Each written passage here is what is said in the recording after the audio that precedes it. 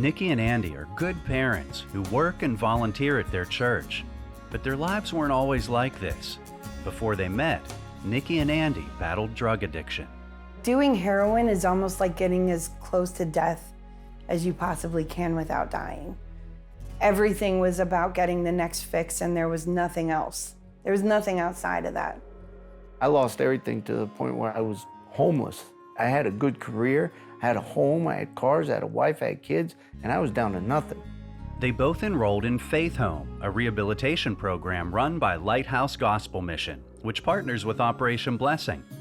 While they were there, they found Jesus.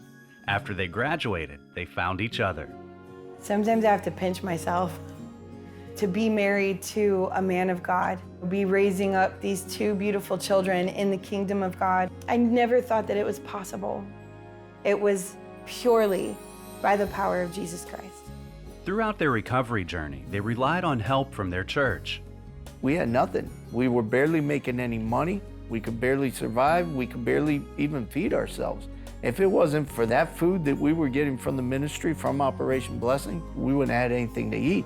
I'll never forget coming into the Faith Home and the food that they would give us. I mean, it was just like we were eating like kings and queens. The food that we got and the food that we would bring home and the way that we were able to eat healthy and cook healthy meals. Honestly, I don't see how we would have made it without the blessing of food from Operation Blessing. Today, they both work full-time at the church and even volunteer there on their personal time. Nikki leads worship while Andy runs security to make sure church families are safe. We lack nothing. We want for nothing. We have a full fridge every week. Our bills are paid on time every month, which for me is huge, because that never used to happen. Thank you to everybody who gives into Operation Blessing. It means so much. It's so much more than filling bellies, like it's really filling hearts.